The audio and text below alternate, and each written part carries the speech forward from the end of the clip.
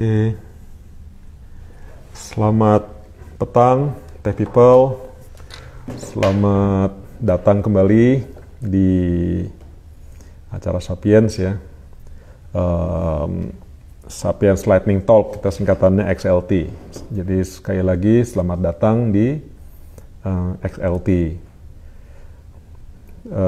Acara santai-santai, diskusi, sharing, bukannya tutorial yang serius juga, karena kita saling berbagi ilmu aja, bukannya lagi kuliah gitu kira-kira ya, Tech People ya. Thank you yang sudah join. Oke, untuk yang baru join, sekali lagi selamat datang di Sapiens Lightning Talk.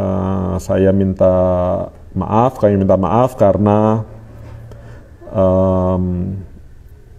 ini ada yang di sebelah nih, Putu Edi Irawan mendadak tidak bisa hadir di sini karena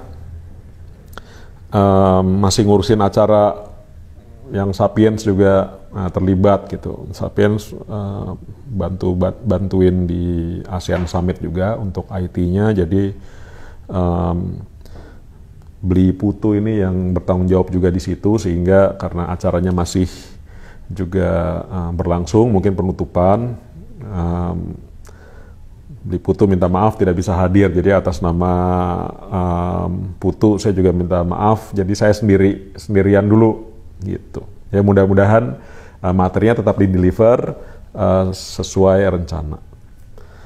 Oke, di layarnya oke, Mas Dias, thank you ya.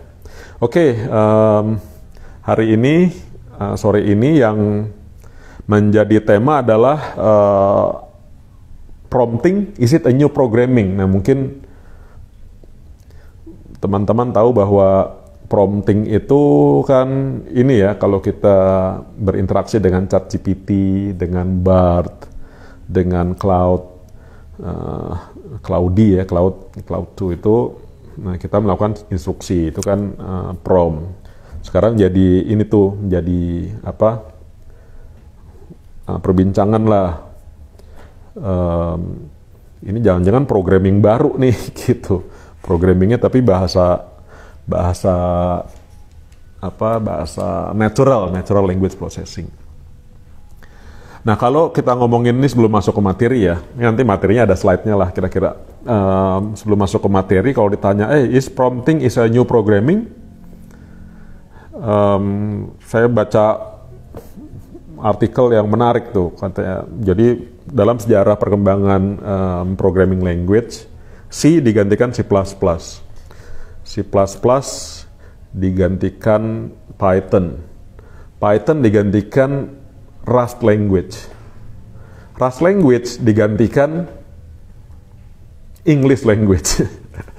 Bahkan bukan English, tapi bahasa Indonesia juga bisa, bahasa Jawa juga bisa. Jadi lebih, waduh gawat nih programming language sekarang pakai bahasa lokal sendiri. Tapi tentunya banyak perbedaan ya, nanti kita juga diskusi, mungkin juga kalau nanti ada pertanyaan.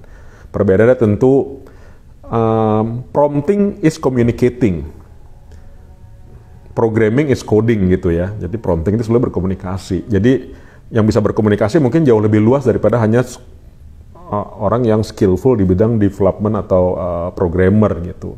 Jadi itu perbedaannya, dan akhirnya prompting lama-lama bisa menjadi lebih populer karena interaksinya tuh lebih nyaman. Tapi tentunya banyak kelemahan, tentunya masih banyak kelemahan. Kita baru ada di stage permulaan, tapi seru lah kalau kita diskusi. Kira-kira gitu ya, guys. Oke, saya lanjut dulu. Akhirnya, kalau saya research nih, kalau tadi prompting versus programming itu menjadi sebuah diskusi yang menjadi tren, jangan-jangan profesi programmer itu juga mulai ada alternatifnya nih yang terbaru, yaitu prompt engineer atau prompter gitu. Begitu saya cek apakah prompt engineer itu menjadi sebuah profesi atau sebuah peran yang penting, ternyata ada di bulan Mei ya, World Economic Forum, ini kelas dunia ya, mengeluarkan Future of Jobs Report. Jadi pekerjaan di masa depan itu apa. Ternyata top 10-nya, tepatnya nomor 2, itu tuh prompt engineer. Jadi prompt engineer tuh adalah top 10 high demand, top 2 lah ya. Karena kalau teman-teman lihat nanti ada di nomor 2. High demand new professions of 2023. Dan ini prediksinya selama 5 tahun, jadi 2023 sampai 2028 kira-kira kayak gitu. Wah seru ya. Jadi kalau kita is prompting a new programming, wah ini bahkan profesinya sekarang ada prompt engineer gitu. Dan dinyatakan menjadi the future of jobs. Sebetulnya tulisannya bukan exactly prompt engineer ya, dia AI and machine learning specialist gitu. Tapi banyak yang mendiskusikan itu adalah prompt engineer akhirnya gitu. Gitu kira-kira. Kalau ada pertanyaan silahkan ya ngobrol di comments.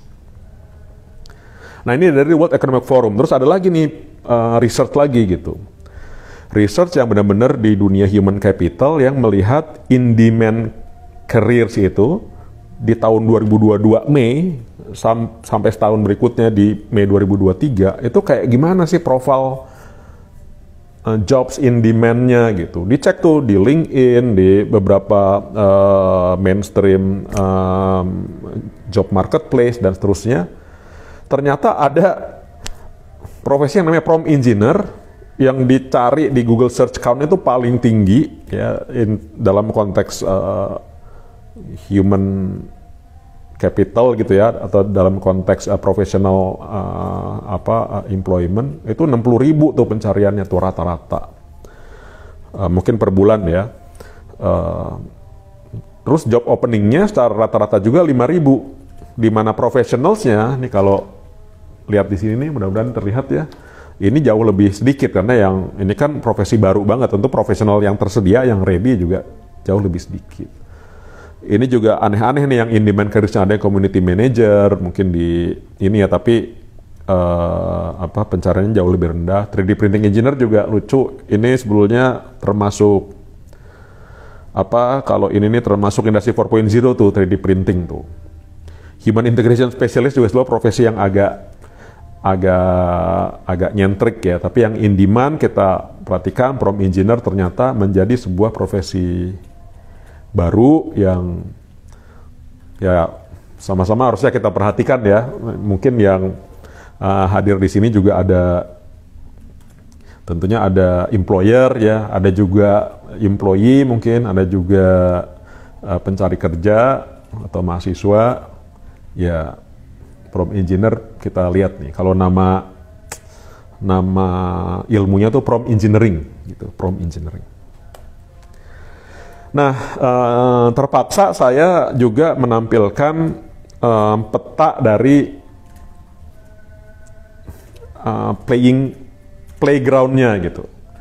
Playground dari prompting atau AI interaction untuk mencari solusi lewat AI itu di dunia NLP ya, Natural Language Processing, itu namanya LLM tuh, Large Language Models. Nama modelingnya tuh, nama platformnya tuh LLM.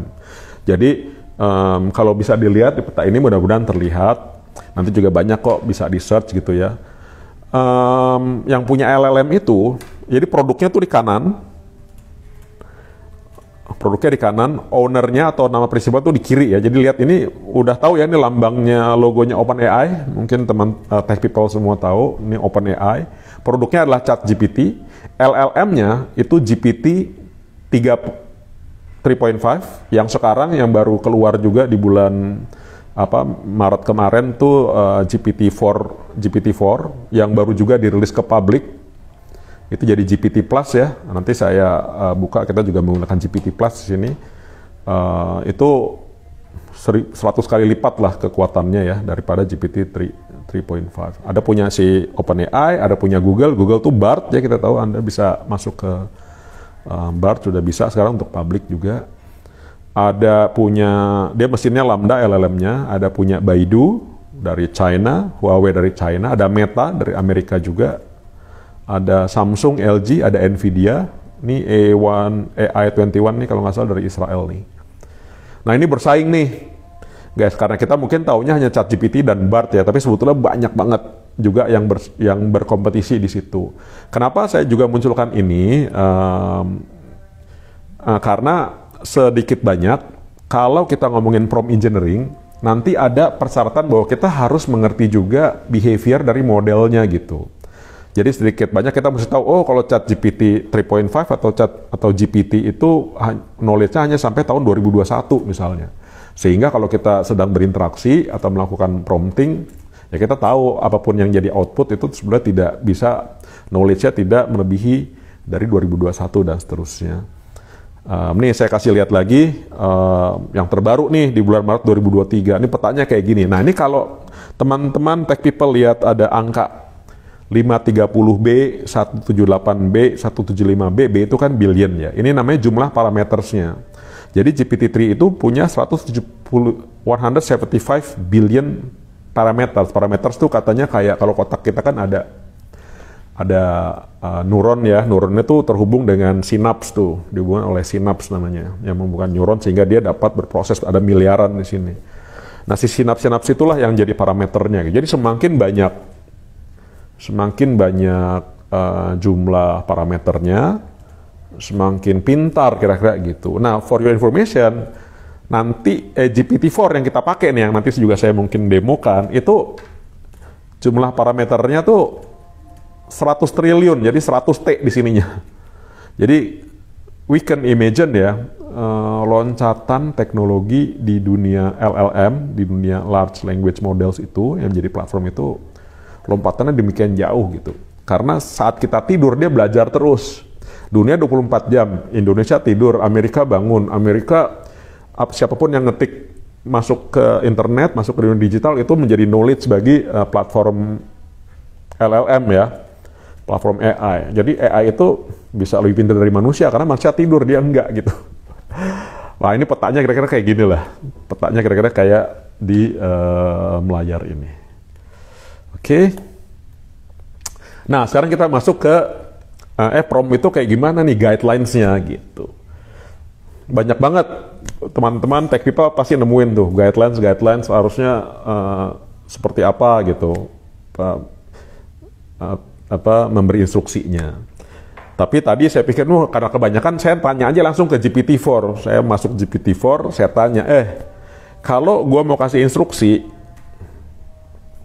apa yang harus saya perhatikan? Kalau saya ngasih instruksi ke lu, apa yang harus saya perhatikan? Ini kira-kira saya rangkum, ini jawabannya. Jadi ini jawaban dari GPT sendiri. Jadi kalau jawaban yang lain saya anggap, wah lo nggak sah lo. Ini yang jawab udah GPT-nya langsung. Nah jawabannya apa? Dia bilang, effective prompts yang efektif itu ada 3 hal. Clarity, specificity, dan lo mesti tahu capability model yang seperti saya tadi bilang. Makanya saya tunjukin sebelumnya kan, model capabilities itu kayak gimana gitu. Tapi yang namanya clarity, specificity, details, non-ambiguity, wah itu kayaknya menjadi keywords utama mereka deh. Pokoknya lu jelas deh, kayak ngasih tahu ke seorang seorang anak gitu, atau malah orang tua yang harus jelas in details. Nah itu ya namanya juga ngasih tahu mesin ya. Semakin detail semakin bagus, kira-kira seperti itu. Nah, tapi bedanya memang kalau dibandingkan dengan programming tuh ngasih taunya tuh lewat coding. Kalau ini enggak, ini lewat natural language processing, natural language gitu. Jadi terus terang ini benar-benar baru ya. Saya yakin kata-kata prompting aja mungkin umurnya belum sampai 2 tahun populernya. Jadi saya rasa ini diskusinya makin panjang. Bahkan saya lupa infokan tadi ini. Kalau ada profesi prompt engineering ataupun kita diskusi mengenai model ini, mungkin besok sudah berubah gitu, karena teknologinya masih baru dan perkembangannya sangat cepat. Jadi walaupun dibilang, oke, sekarang aturannya guideline-nya seperti ini, atau prompt engineering nanti ada kursus ya, sertifikasinya seperti ini, mungkin bulan depan udah usang gitu kira-kira.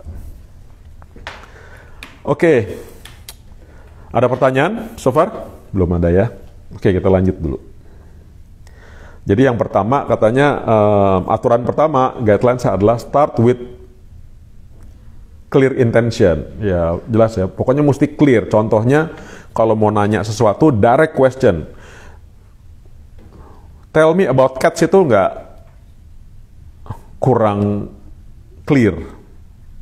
Yang benar mungkin pertanyaannya ini nih, what are the primary characteristics of the domesticated cats? Nah, misalnya gitu. Ini aja udah sebetulnya tell me about cats saja bisa banyak ya, dia bisa tetap jawab gitu. Tapi kalau lebih detail, harusnya dia lebih jelas. Jadi inilah namanya clarity. Tentu interpretasinya banyak ya, tapi lihat deh. Pertama clear intent, kedua dia bilang tambahin lagi konteksnya. Jadi clear intent udah clear, tambahin lagi surrounding informationnya gitu, supporting informationnya tambahin lagi, tambahinlah konteksnya. Jadi 1 dan 2 menurut saya tuh GPT ingin menegaskan bahwa ya walaupun udah clear, lo tambahin lagi deh informasi-informasi supportingnya gitu, yang mensupport pertanyaan tersebut gitu. Sampai seperti ini nih. Kalau konteksnya misalnya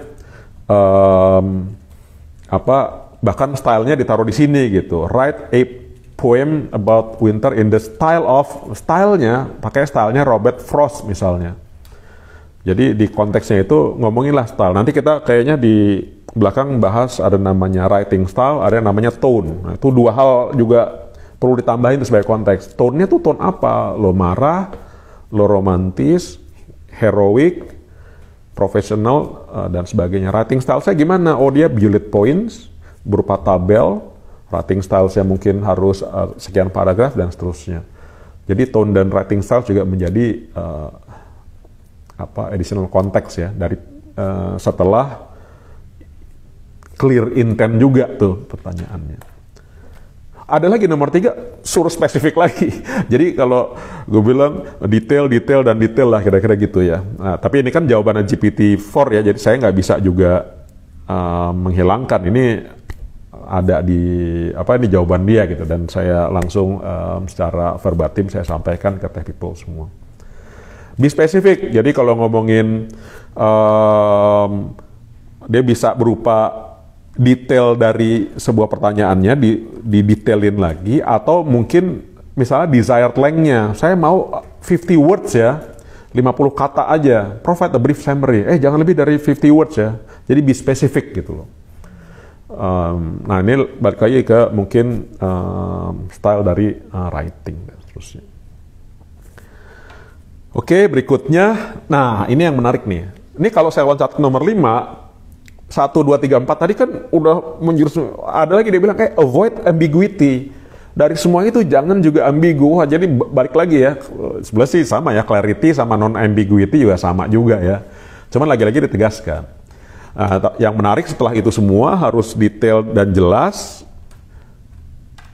Prompting itu sebaiknya iteratif. Jadi setelah kita melakukan prompt sekali, di-refresh lagi, lebih spesifik lagi, atau di-twist lagi, di-tweak lagi pertanyaannya, tanyain lagi. Jadi lakukanlah iterasi gitu. Ini yang juga saya sering lupain.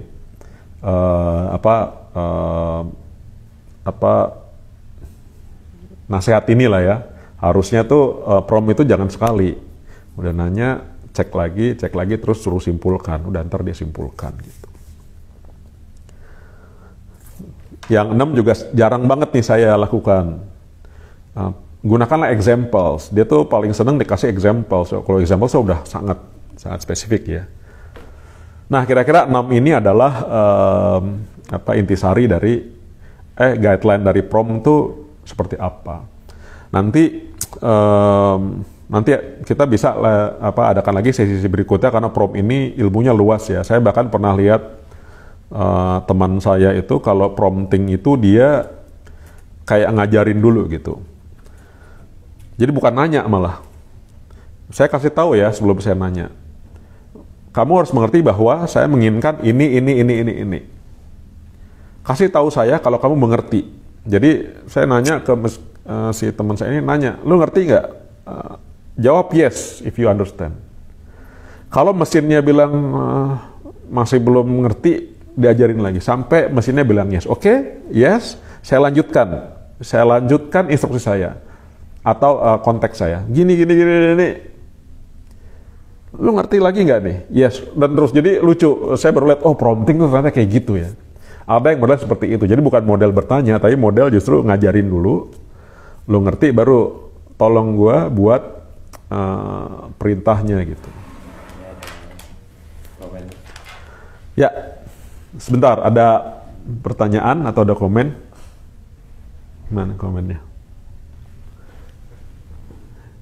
Ya, oh, Bro Henrik, selamat sore. Apa kabar, Bro?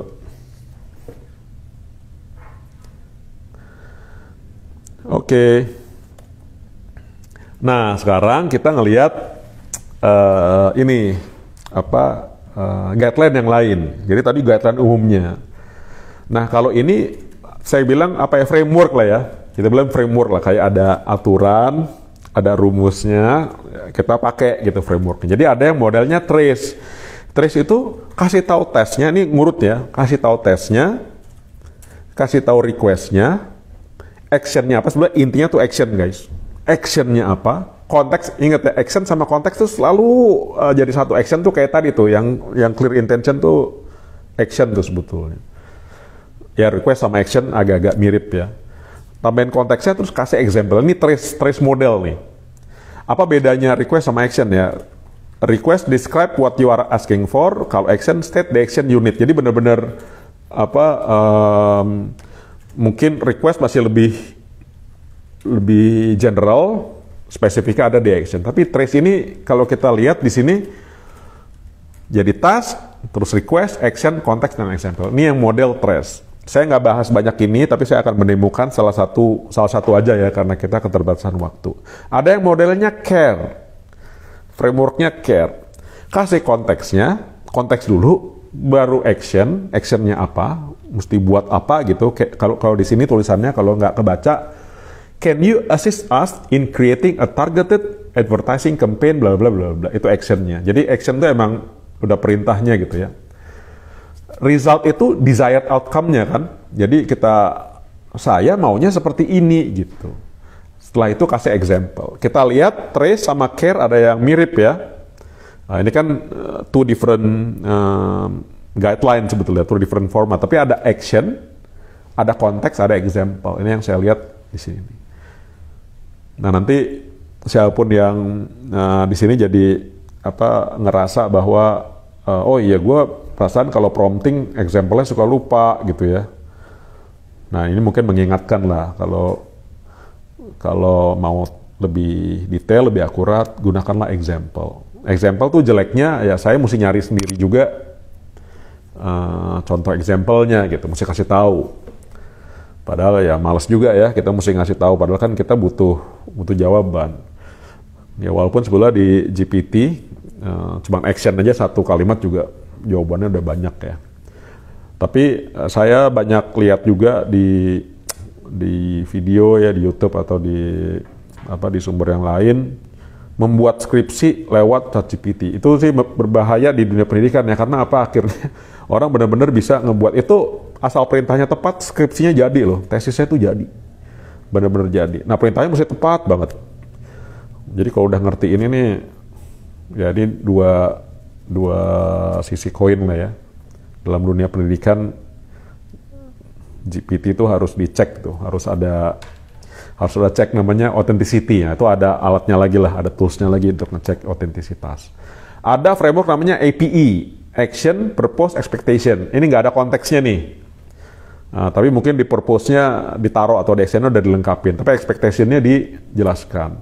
Ada yang cause, konteks ada, objektif ada, actions ada, action dan konteks selalu jadi satu, selalu ada ya di sebagian besar. Terus ada scenario, baru ada task-nya. Wah, ini jadi kebalik nih, task-nya di bawah. Ya. Oke, ini yang terakhir yang saya mau demoin nih, people. Yaitu race. Race tuh role-nya tuh role gini loh, bermain kayak bermain peran. Lo jadi guru ya, atau lo jadi bos gue ya. Terus action saya minta kamu perintahkan saya bikin strategi ini. Nah, role-nya apa nih? Role-nya si GPT atau role-nya si mesinnya tadi, platformnya. Saya kasih tahu actionnya seharusnya apa yang dilakukan. Saya kasih tahu konteksnya. Dari tadi udah selalu berpasangan action dan konteks. Terus saya kasih tahu expectation, gue maunya seperti apa gitu. Oke. Pertanyaan dari dia, gimana cara mengatasi masalah ketika hasil dari prompting tidak sesuai dengan yang diharapkan? Iya, bro, tadi ada saran dari si GPT guideline-nya bahwa harus ada iterasi gitu. Jadi kita ulang lagi iterasinya. Kemudian mungkin kalau melihat tadi ada beberapa guidelines, ada trace, ada cost, ada API, ada segala macam. Coba aja dengan bentuk lain lagi gitu. Coba dengan format lain lagi. Jadi yang kita rasa itu belum berhasil, mungkin konteksnya kurang, mungkin expected outcome-nya belum dijelaskan, dan mungkin masih ada ambigu, kira-kira gitu ya. Tapi intinya mungkin iterasinya dibanyakin. Oke.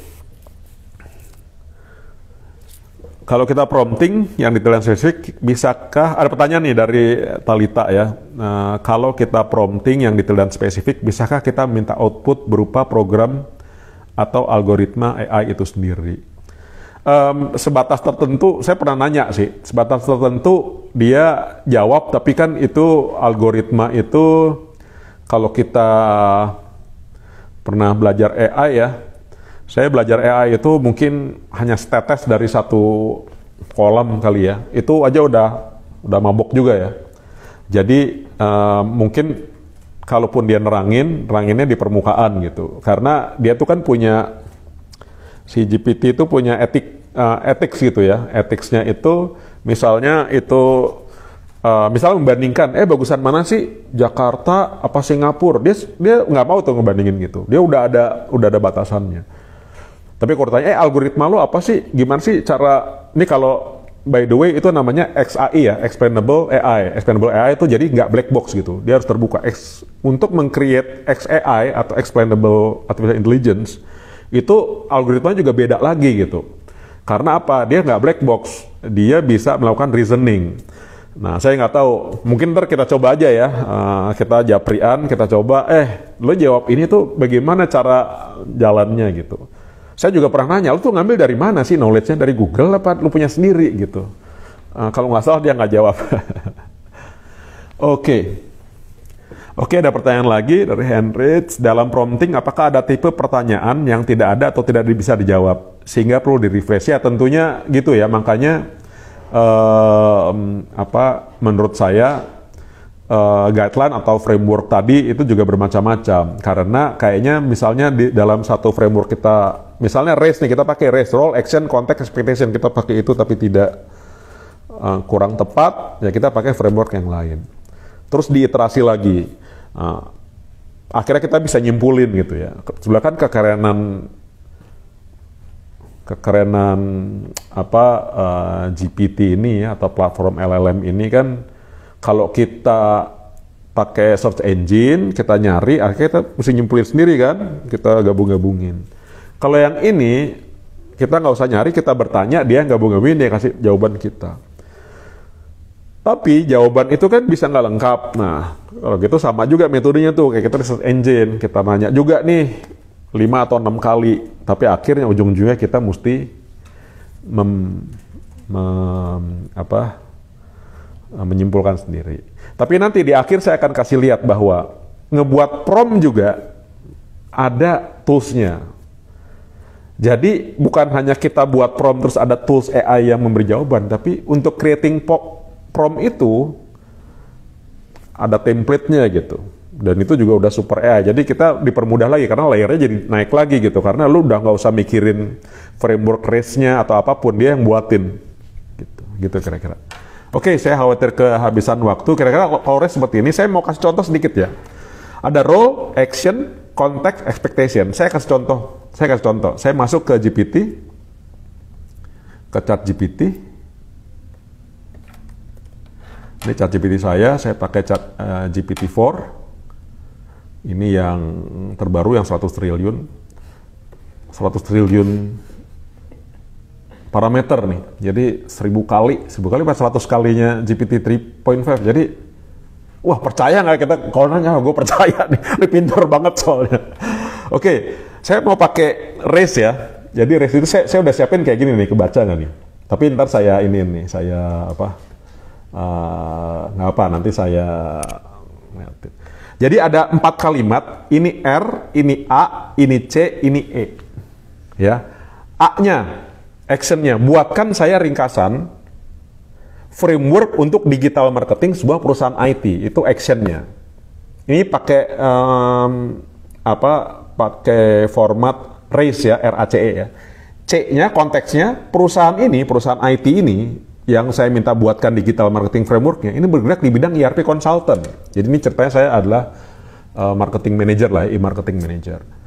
Kemudian RACE, expected outcome-nya, saya minta framework yang nanti dikasih ke saya dapat berupa strategi yang visible untuk dijalankan oleh tim kecil, karena tim saya nggak banyak.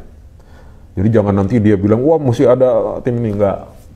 Ini AC-nya kita buat ya, R-nya saya tinggalin dulu.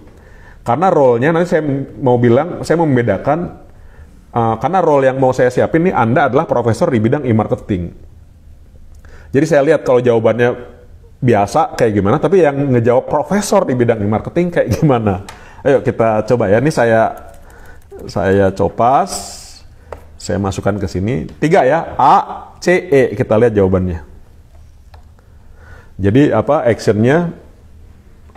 Minta digital marketing untuk ERP consultant, expected outcome-nya berupa framework untuk tim kecil. Jadi kan membangun strategi digital marketing efektif. Tahap 1, ini udah framework digital marketing. Tahap 1, penelitian perencanaan, analisis SWOT, persona pembeli, analisis kompetitif, dan seterusnya sampai dan seterusnya strategi konten, eksekusi strateginya. Kelihatan ya? Mudah-mudahan kelihatan ya. Pengoptimalan, analisis data, dan seterusnya. Ini saya gedein lagi. Dan seterusnya sampai habis. Kita lihat.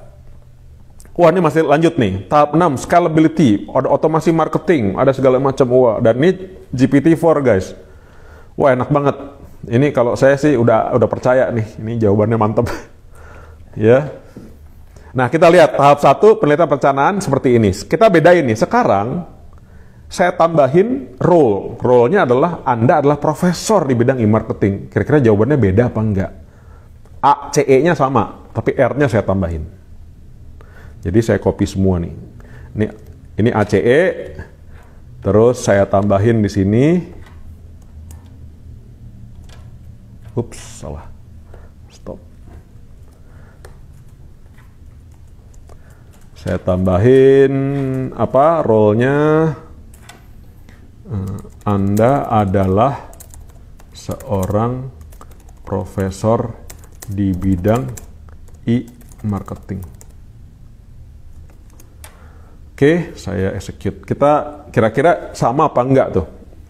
Kalau ini kan yang biasa nih, penelitian perencanaan analisis SWOT. Kita lihat ya hasilnya.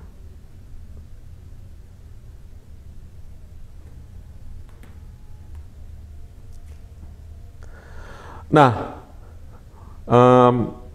dia bilang gini, sebagai seorang profesor di bidang e-marketing, gimana? Sebagai seorang profesor di bidang e-marketing, saya akan menyerahkan Anda. Nah, ini udah profesornya ngomong nih. Role-nya saya kasih profesor. Tentu berbeda, jadi silakan coba sendiri ya. Ini udah mulai berbeda nih. Yang tadi analisis awalnya seperti apa, sebagai konten seperti apa, sekarang profesor yang ngomong seperti apa. Bisa jadi profesor lebih, saya nggak tahu lah ya, profesor bisa jadi lebih simpel, karena orang semakin jenius, untuk definisi saya, orang jenius itu bisa menerangkan sesuatu lebih dimengerti. Jadi ini profesor ngasihnya seperti ini. Nah, inilah kira-kira framework RACE ya. Oke, dari Mbak Angel Hartono, struktur prompt tersebut apakah memang sudah didefinisikan tim ChatGPT ataukah itu berdasarkan struktur training data dari ChatGPT? Dapatkah struktur prompt tersebut berubah? Ini, nah jadi gini, bukan dari ChatGPT, dari sama kayak Google ini ya, Search Engine Optimization tuh nggak ada. Google ngasih tahu, mesti gini. Dia ada, cuman formulanya tetap dia nggak kasih tahu.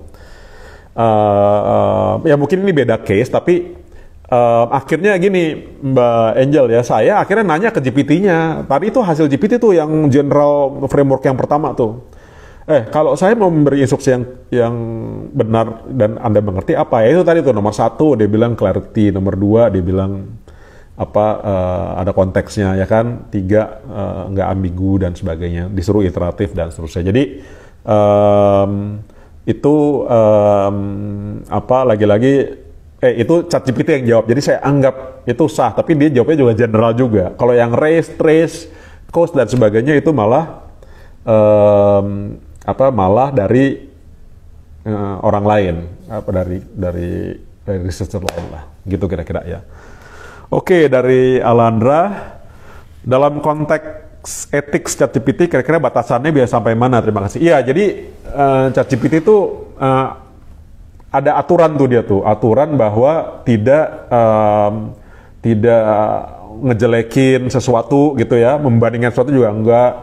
Misalnya nih kantor ini yang mana yang lebih enak, dia nggak akan jawab. Jadi batasan-batasan etiknya kayaknya normatif gitu, normatif kayak kita manusia nih, atau seorang bos, seorang leader, seorang presiden lah. Pak, ini rakyat mana yang Anda, enggak, pasti dia adil, pasti dia tidak memihak dan seterusnya. Itu etik yang saya lihat. Terus misalnya buat bom gimana sih? Wah, itu nggak bisa. Atau kayak gimana sih cara ngehack? Itu nggak bisa. Tapi yang saya dengar ada tuh akhirnya cara ngehack dikasih tahu juga karena prompt-nya dia bisa menyelinap dan seterusnya. Kira-kira gitu. Jadi etiknya itu lumayan ini ya, lumayan dijaga.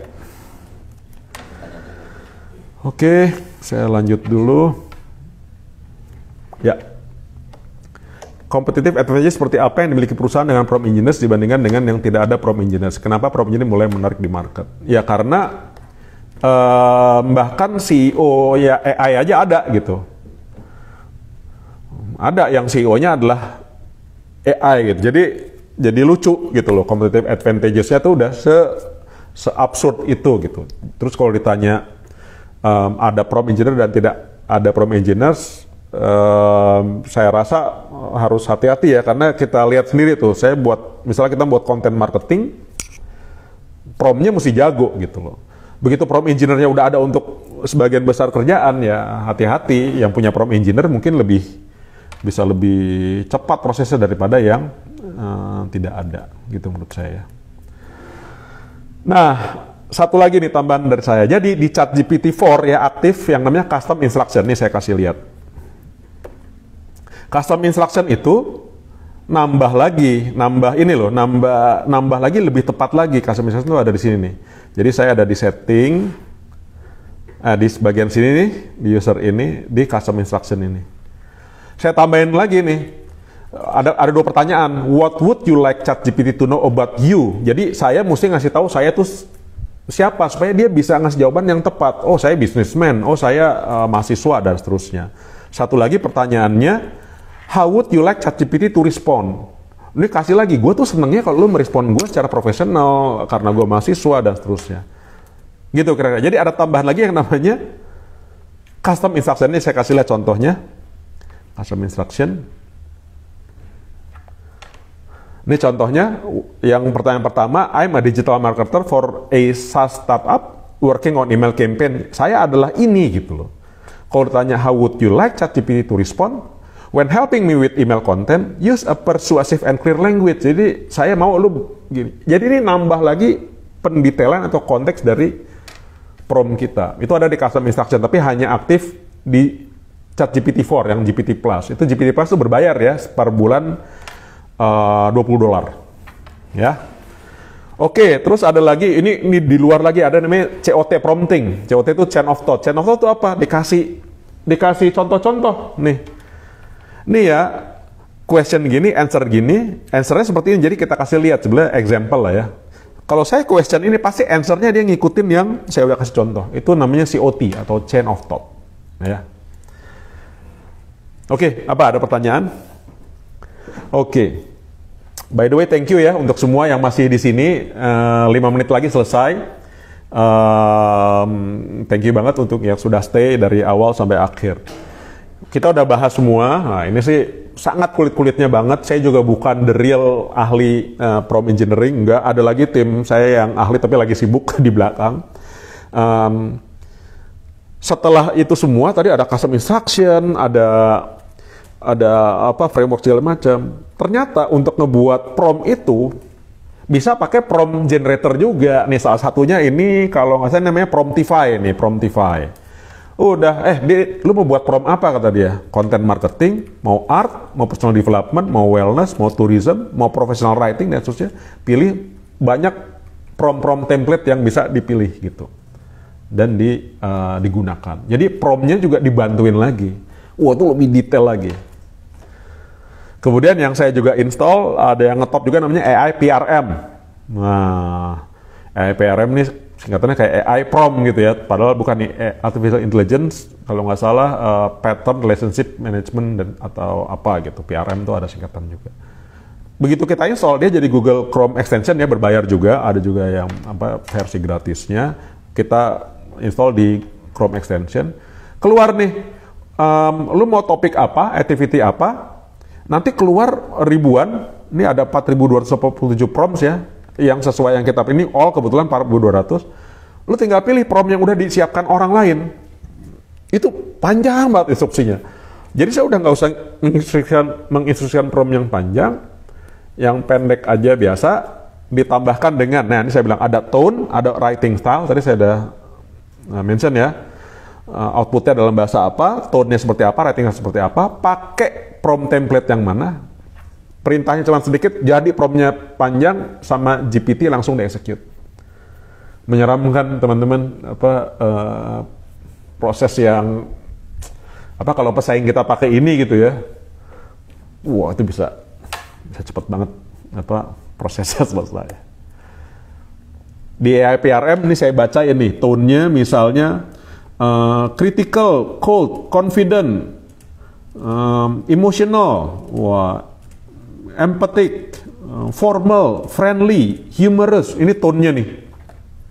Writing style-nya bisa kreatif, bisa deskriptif, epigrammatic. Wah, apa itu? Informatif, instruktif, dan seterusnya. Jadi voice and tone-nya tuh bisa ditambahin lagi. Nah, ini dikerjain sama prompt generator. AI PRM nih yang nolongin. Jadi tadi ada AI PRM, ada Promptify, dan ada yang lain. Mulai ada beberapa. This is again a new business ya di dunia prompt engineering. Ini new business, ini jadi ada bisnis baru nih.